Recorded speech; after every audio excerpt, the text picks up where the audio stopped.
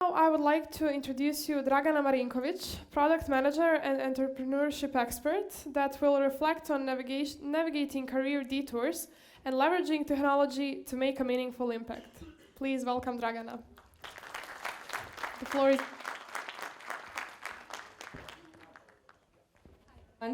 Oh. Okay, so let me see how does this work. Great. So first of all, sorry, I'm getting used to this microphone a little bit, so we'll go to that. But I think we've seen so many amazing presentations today and people working in so many industries and doing incredible things. And there's so many options of things you can do in your career, especially in the field of technology. So what I hope maybe to do today is share a little bit about my experience and all the random and weird things that I've done, in a hope that I will maybe like share some lessons with you, maybe save you a couple of years based on my mistakes that maybe you can use, and maybe inspire you to do something interesting.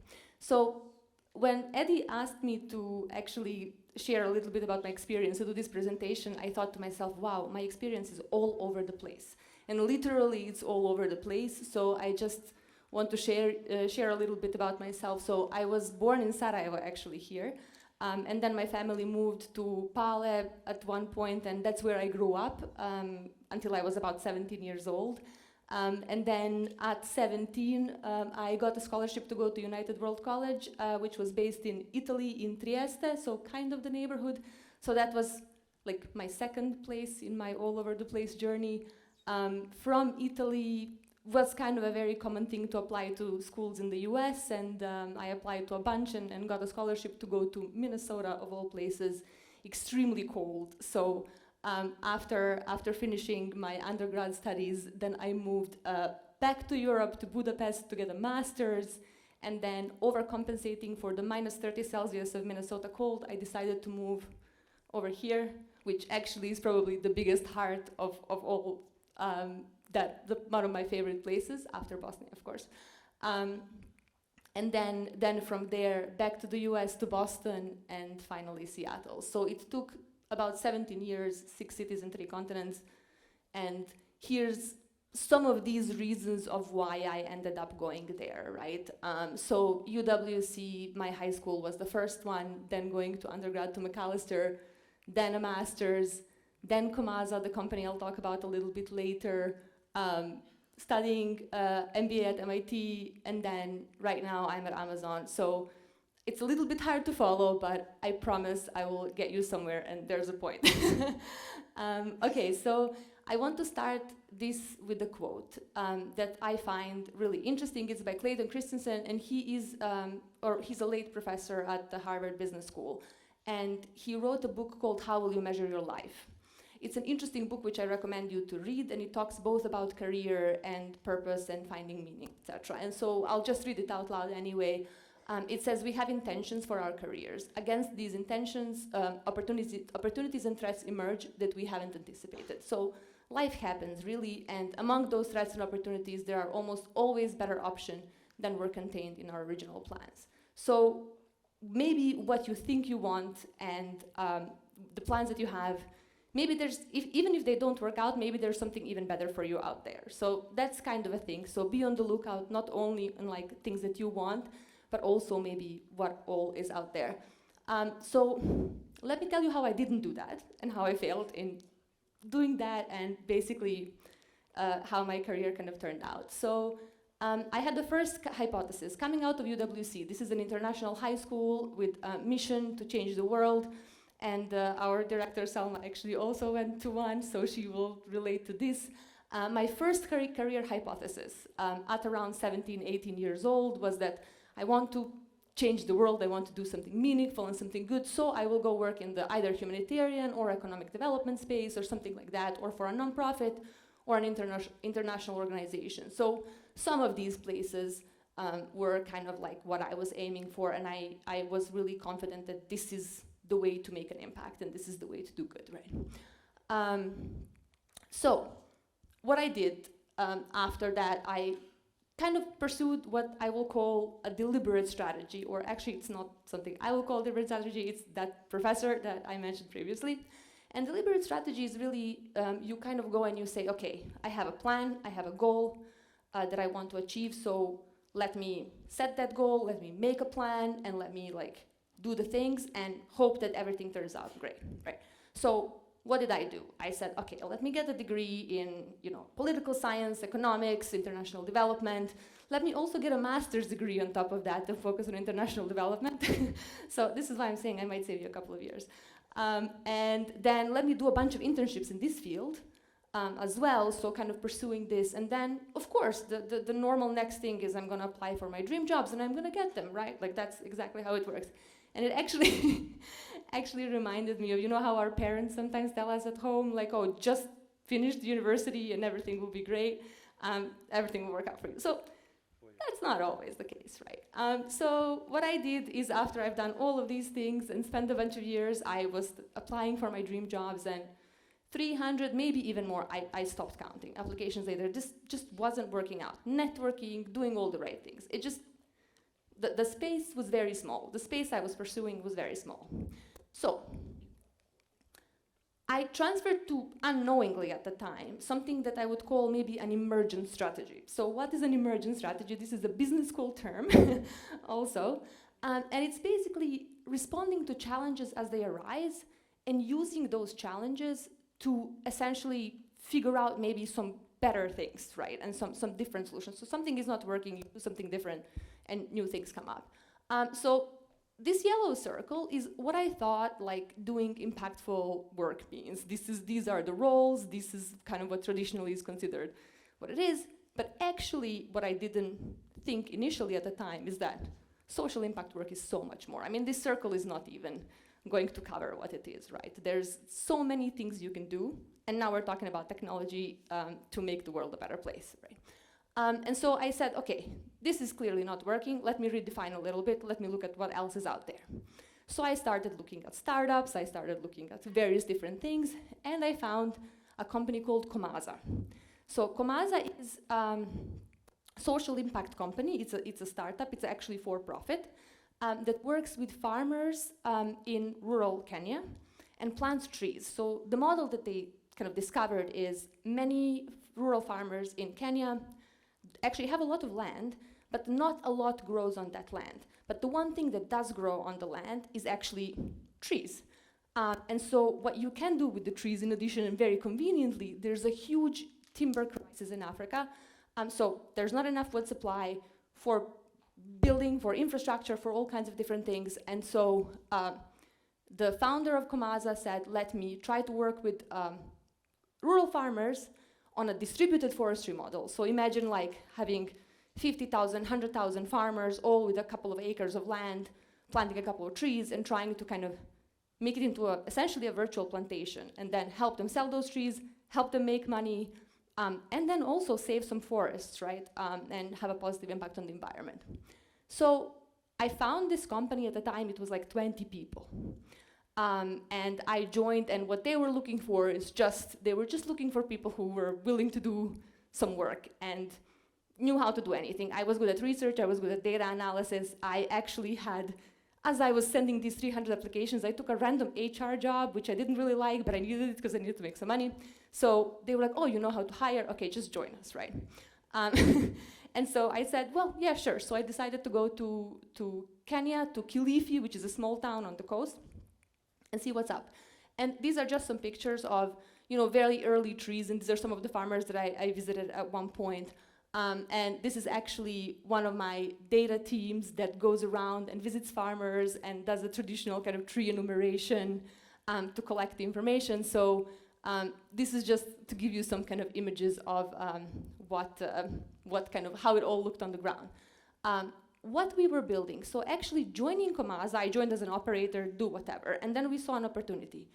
If you want to plant 5 million trees, 10 million trees, etc., if you really want to make a virtual plantation, what this has to be supported with is technology, right? And so this was actually my first kind of step into building tech, step into product management, And I went to the CTO at the time and I said, please give me the chance to try to do this. I will learn everything I can, right? And because it's a relatively small place, she said, okay, fine. And so we ended up building, unfortunately, there's some issues with the formatting, but a kind of a centralized service for managing a decentralized forest.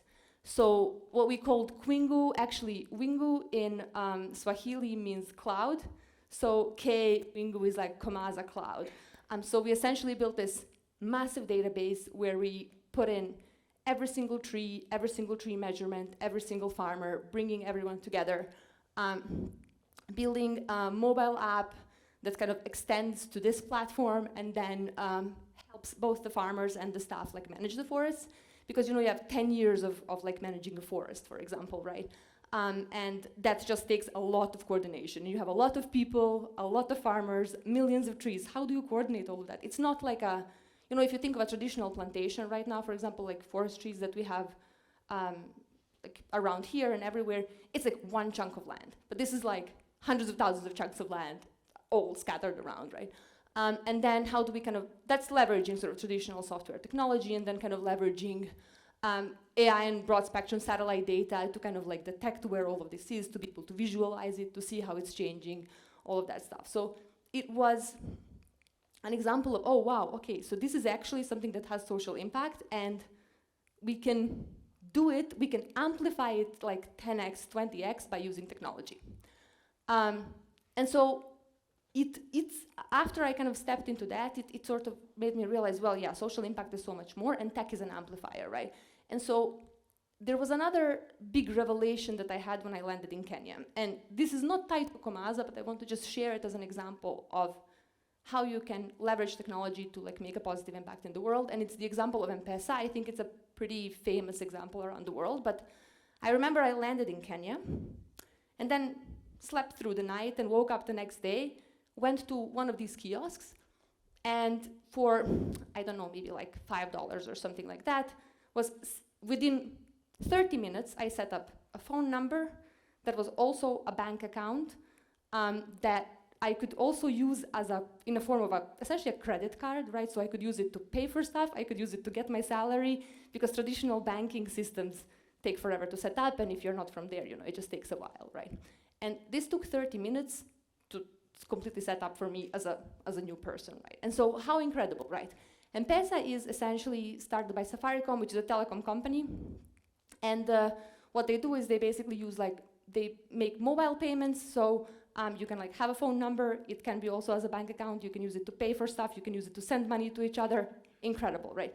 You can use it through a mobile app, but also because this needs to reach people that are very, very remote. So it needs to reach these folks too, right? It also has an analog option. So if you have a very simple phone, you have a USSD code, you can send money to your grandpa in the village within seconds for a fee that's pretty much nothing, right? And so they've managed to do that, leveraging technology and making a meaningful impact. So it got me thinking, wow, what else can we do? So this is just an example of 82% of Kenyan adults have access to financial services now that did not before M-Pesa. So what that means is it's huge, right? You can reach people. You can reach people all the way. You can send them money quickly. If they have an emergency, they can use that money to pay for stuff. They can pay for their electricity, etc. Right? And then think about it on a kind of economy scale. Actually now it's more than 50% of Kenya's GDP annually is processed through M-Pesa. So just imagine how a solution like that actually changes the country, right? And then transaction costs of sending money to rural areas reduced by 75%. That's huge. If you can send money to someone, if you can send them $10, $5 when they really need it, and your fee for that is like a cent, that's massive, right? And here we are talking about a population that has a relatively low income. So sending small amounts of money frequently when you have it is a big game changer. So they really thought about, how do we make these fees as small as possible so that people can really do that.